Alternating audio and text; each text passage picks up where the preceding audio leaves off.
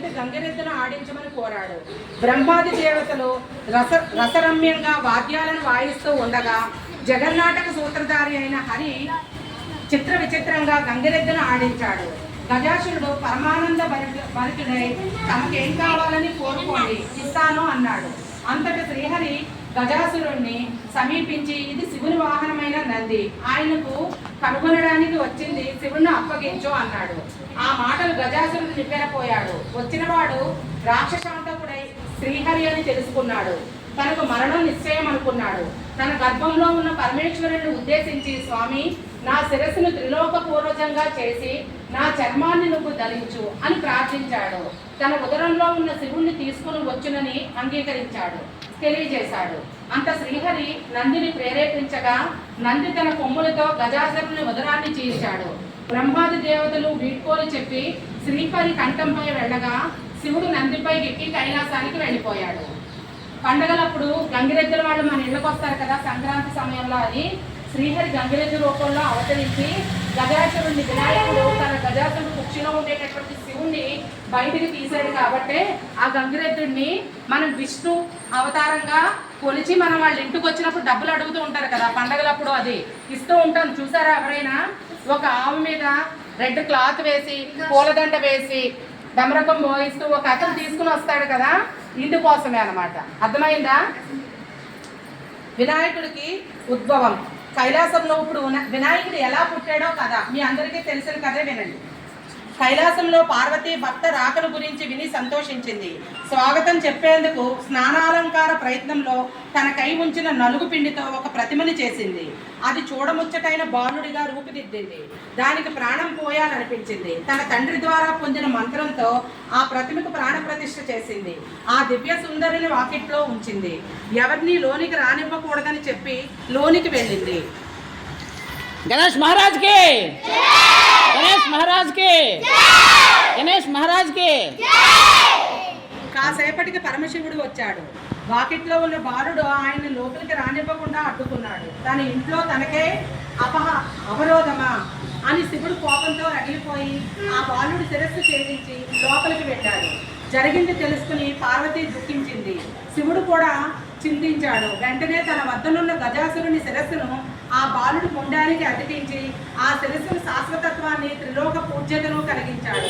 గణేశుడు గజాననుడయ్యాడు. శివపార్వతులు ముద్దుల తనయుడయ్యాడు. ఆ తర్వాత ఉమామహేశ్వరులు కుమారస్వామికి జన్మనిచ్చారు. ఏనుగు దక్షిణముఖంగా పడుకుని ఉంటుంది. విఘ్నేశ్వరుడికి తలను ఖండించేస్తే ఎవరు శిరస్సును తీసుకొచ్చి పెట్టారు? ఏనుగు తలను కదా తీసుకొచ్చి పెట్టారు. ఇంట్లో పెద్దవాళ్ళు మంచం మీద పడుకునేటప్పుడు ఈ దిక్కును పడుకోకూడదు, ఈ దిక్కుకు పడుకోకూడదు, దక్షిణముఖంగా పడుకోకూడదు అని చెప్పారు. విన్నారా ఎప్పుడైనా? ఆ పడుకున్నటువంటి ఏనుగు దక్షిణముఖంగా పడుకుని ఉంటుంది అనమాట. ఆనదిచ్చినప్పుడు కూడా శివుడు దక్షిణముఖంగా ఎవరైతే పడుకుని ఉన్నారో వాళ్ళ శిరస్సు తీసుకురండి అని చెప్తే దక్షిణముఖంగా మనుషులు ఎవరు పడుకుని ఉండరు. అప్పుడు ఏనుగు శిరస్సు ఖండించి తీసుకుని వస్తాడనమాట. అంటే దక్షిణముఖంగా పడుకుని ఉంటే మనం నరకానికి పోతాం అనేది నాలుగు. అందుకనే చెప్పి కొన్ని దిక్కుల వైపు తూర్పుకు వ్యతిరేకంగా పడుకోకూడదు, దక్షిణముఖంగా పడుకోకూడదు. అంటే దక్షిణం మన కంటికి కనిపించే విధంగా పడుకోకూడదు. దక్షిణం మన కంటికి కనిపించాలి అంటే మన శిరస్సు ఎటువైపు పెట్టాలి? ఉత్తరం పెట్టాలి. అందుకే ఉత్తరం వైపు తల పెట్టుకుని పడుకోకూడదు అంటారు. ఇంకొకటి ఏంటంటే దక్షిణము యమధర్మరాజు యమలోకం దక్షిణంలో ఉంటుంది. పడుకుని లేవగానే దేవుని చూడాలని, మంచివాడిని చూడాలని ఉంటాం కదా, అది చూడగానే యమధర్మరాజుని చూస్తే యమధర్మరాజు మనం వెంట రావడానికి ప్రయత్నిస్తారు. యమధర్మరాజు మనం వెంట రావడానికి ప్రయత్నిస్తే ఏమవుతుంది? చనిపోతాం కదా. ఎందుకంటే చనిపోయిన ఆత్మలు మాత్రమే యమధర్మరాజు తీసుకెళ్తారు. అందుకనే దక్షిణముఖంగా పడుకోకూడదు. అర్థమైందా? ఇవన్నీ పురాణాల్లో వేదాలలో చెప్పబడితే ఇప్పుడు ఆచారాలుగా మనం ఆచరిస్తూ వస్తున్నాం. పెద్దవాళ్ళు చెప్తే ఊరికే చెప్పేది కావు. అర్థమవుతుందా? నెక్స్ట్ చూడండి. విఘ్నేశ్వరుని ఆధిపత్యము. ఒకనాడు దేవతలు, మునులు, మానవులు పరమేశ్వరుని ప్రేమించి విఘ్నాలకు ఒక అధిపతిని ఇమ్మని కోరారు. గజాననుడు తాను జ్యేష్ఠుడిని గనక ఆధిపత్యం తనకి ఇవ్వమని కోరాడు. గజాననుడు మరుగుజ్జువాడు, అనర్హుడు, అసమర్థుడు కాబట్టి ఆధిపత్యం తనకే ఇవ్వాలని కుమారస్వామి తండ్రిని వేడుకున్నాడు. అందుకు శివునికి తన కుమారుడిని ఉద్దేశించి, మీ ఇరువురిలో ఎవరు ముల్లోకాలని పవిత్ర నదులన్నిటినీ స్నానం ఆచరించి ముందుగా నా వద్దకు వస్తారో వారికి ఈ ఆధిపత్యం లభిస్తుందని చెప్పాడు. అంత కుమారస్వామి వెంటనే బయలుదేరాడు. గజాననుడు అచేతనుడయ్యాడు, మందగమనుడయ్యాడు. తాను ముల్లోకాల్లోనూ నదులన్నిటిలోనూ వేగంగా స్నానం చేసి రావడం కష్టసాధ్యమని తరుణోపాయం చెప్పమని తండ్రిని వేడుకున్నాడు. వినాయకుని బుద్ధి సూక్ష్మతను మురిసిపోయినటువంటి శివుడు నారాయణ మంత్రాన్ని అనుగ్రహించాడు. నారాయణలో అనగా జలాలన్నీ నారాయణుని ఆధీనంలో ఉంటాయి. అంటే నారాయణ మంత్రం ఆధీనంలో ఉంటాయి. వినాయకుడు ఆ మంత్రం చదువుతూ తల్లిదండ్రుల చుట్టూ ప్రదక్షిణ చేయడం ప్రారంభించాడు. ఆ మంత్ర ప్రభావం వల్ల ప్రతి తీర్థంలోనూ కుమారస్వామి కన్నా ముందే వినాయకుడు ప్రత్యక్షం కావడం ప్రారంభించాడు. ఇలా 3,50,00,000 నదుల్లో వినాయకుడే ముందుగా స్నానం ఆచరించడం చూసి కుమారస్వామి ఆశ్చర్యపోయాడు. కైలాసానికి వెళ్ళి తండ్రి పక్కన ఉన్న గజాననుని చూసి నమస్కరించి, తండ్రి సోదరుడి మహిమలు తెలియక ఆధిపత్యం అడిగాడు, క్షమించండి, ఈ ఆధిపత్యం ఆయనకే ఇవ్వండి అని ప్రార్థించాడు. ఈ కథ తెలుసు కదా. ముల్లోకాలను ఎవరైతే చుట్టి వస్తారో వాళ్ళకే ఆధిపత్యం ఇస్తాను, అంటే వాళ్ళనే రాజుని చేస్తాను అని చెప్పాడు తండ్రి. మరి చెయ్యాలి అంటే లావుగా బొద్దుగా ఉన్నవాళ్ళు, సౌష్ఠవంగా ఉన్నటువంటి వాళ్ళు, నడవడం కష్టం కదా. సన్నంగా ఉన్న వాళ్ళతో పోల్చుకుంటే కుమారస్వామి అందంగా సన్నంగా ఉంటాడు. విఘ్నేశ్వరుడు కురూపి అంటే మంచి రూపం లేనటువంటి వాడు, పెద్ద బొజ్జ, లావు, పొట్టి. పైగా కుమారస్వామి యొక్క వాహనం నెమలి, విఘ్నేశ్వరుడు యొక్క వాహనం ఎలుక. ఎలుక మీద వెళ్ళడం ఈజీయా, నెమలి మీద వెళ్ళడం ఈజీయా? నెమలి మీద వెళ్ళడం ఈజీ. అప్పుడు ఎవరు ముందుగా రీచ్ అవుతారు? వాళ్ళు అనుకున్న టార్గెట్ని ఎవరు ముందు రీచ్ అవుతారు? కుమారస్వామే కదా. అప్పుడు ఇలాంటి సందర్భాల్లోనే ఒక విషయం అర్థమవుతుంది, ఏంటంటే భుజబలం కంటే బుద్ధి బలం గొప్పది అని చెప్పి. విఘ్నేశ్వరుడు బుద్ధి బలంతో ఆలోచించాడు, కుమారస్వామి భుజబలంతో ఆలోచించాడు. మనకి ఎంత శరీరం ఉన్నా కానీ బుర్రలో తెలివి లేదనుకోండి, తల్లి, తండ్రి, గురువు, దైవం అన్నారు.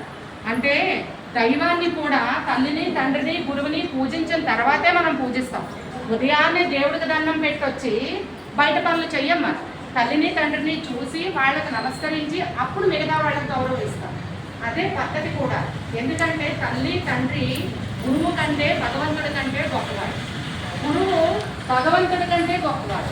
ఎందుకంటే సమాజంలో మీకు ఉన్నతమైన స్థానం రావాలంటే గురువే ప్రధానం కదా. విఘ్నేశ్వరుడు అదే ఆలోచించాడు. తల్లిదండ్రులు చుట్టూ తిరిగితే ప్రపంచాన్ని తిరగట్లే కదా. తల్లిదండ్రులు భగవంతుడి కంటే గొప్పవాడైనప్పుడు తల్లిదండ్రుల చుట్టూ తిరిగితే గొప్పవాడు అవుతాడు కదా. ఆలోచించి కుమారస్వామి అదే ఆలోచించలే. నేను అందంగా ఉన్నాను, సన్నంగా ఉన్నాను, స్పీడ్గా వెళ్ళొచ్చేస్తాను, నాకు నెమలుంది అన్నది మాత్రం ఆలోచిస్తాను. అందుకే అతను వచ్చేలాగా బుద్ధి బలంగా ఆలోచించాడు. కాబట్టి తల్లిదండ్రుల చుట్టూ తిరిగి వాళ్ళ యొక్క ఆశీర్వాదంతో వినాయకుడే ప్రథమ పూజను తీసుకునేటటువంటి అర్హతను పొందాడు అన్నమాట దేవతలందరికీ. విఘ్నేశ్వరుడు తెలివైన వాడు. విఘ్నేశ్వరుడికి Hindi, English, science, maths, Telugu అన్నీ వచ్చు. మిగతా దేవతలకి ఏ సబ్జెక్టు దేవతలకి ఆ సబ్జెక్టే వచ్చు. అందుకే విఘ్నేశ్వరుడి పుస్తకాలన్నీ విఘ్నేశ్వరుడి పూజ రోజే పెడతాం. మనం దసరా రోజు, సంక్రాంతి రోజు, వరలక్ష్మి వ్రతం రోజు పుస్తకాలు పట్టుకెళ్ళి దేవుడి దగ్గర పెడతామా? కానీ విఘ్నేశ్వర పూజకు పెడతాము. ఎందుకంటే ఆల్ సబ్జెక్ట్స్ వచ్చు కాబట్టి విఘ్నేశ్వరుడికి. తర్వాత అతను పొమ్ము విరిచి రచించాడు కదా. దేనిని రచించాడు విఘ్నేశ్వరుడు? దేనిని రాశాడు చెప్పండి? మహాభారతాన్ని రచించింది ఎవరు? రచించింది ఎవరు? వేదవ్యాసుడు మహాభారతాన్ని రచించి మోరల్గా చెప్తూ ఉంటే విఘ్నేశ్వరుడు స్పీడ్గా తన కొమ్మిని విరిచి ఇంకులో ముంచి రాసుకుంటూ వెళ్ళాడు అనమాట. అంటే లిఖితపూర్వకంగా రాసింది విఘ్నేశ్వరుడు, వాయిస్ రూపంలో చెప్పింది వేదవ్యాసుడు. అందుకే విఘ్నేశ్వరుడిని మీలాంటి విద్యార్థులు ఎక్కువగా పూజించాలి. సార్ కూడా ఈ రోజు ఈ పూజ అంతా ఇక్కడ ఏర్పాటు చేసి ఎందుకు మిమ్మల్ని కూర్చోబెట్టారు? వరలక్ష్మి వ్రతం రోజు ఎందుకు కూర్చోబెట్టలేదు? ఈ పూజ మీదే కాబట్టి. అర్థమైందా? ఈ పూజ చేయాలి, బుద్ధి బలం తెలుసుకోవాలి. అవన్నీ చూసే బుద్ధి విఘ్నేశ్వరుడిని వివాహం చేసుకుంది. విఘ్నేశ్వరుడి భార్యల పేర్లు తెలుసా? సిద్ధి, బుద్ధి. విఘ్నేశ్వరుడు ఎప్పుడు శుద్ధిగా ఉంటాడు, బుద్ధిగా ఆలోచిస్తాడు. అంటే ఎప్పుడు నీట్గా ఉంటాడు. స్నానాలు చేయకుండా, జడలు వేసుకోకుండా, పిసుక్కొని ఉండడు కదా. మీరు అలా ఉండకూడదు. విఘ్నేశ్వరుడిని మీరంతా మీరు లోయర్ స్టడీస్ పిల్లలు ఏం చేస్తూ ఉంటారు? స్నాక్స్ ఈవెన్ తినేటప్పుడు కూడా ఆల్రెడీ చెప్పాను, బాక్సుల్లో చేతులు పెడుతూ ఉంటారు కదా. విఘ్నేశ్వరుడు అవేమీ చెయ్యడు. ఆల్ సబ్జెక్ట్స్ చదువుతాడు, బుద్ధిగా ఆలోచిస్తాడు, అమ్మా నాన్నలకి విలువిస్తాడు, గురువుకి విలువిస్తాడు, అలాగే శుద్ధిగా ఉంటాడు. కాబట్టి శుద్ధి బుద్ధి చెప్పి విఘ్నేశ్వరుడిని పెళ్లి చేసుకున్నారు అనమాట. నెక్స్ట్ కథ చూడండి. ఇప్పుడు సమంతక మనోపాఖ్యానం ఆల్రెడీ చెప్పాను కదా, అది చూడండి. గణేష్ మహారాజ్ కి, గణేష్ మహారాజ్ కి, గణేష్ మహారాజ్ కి.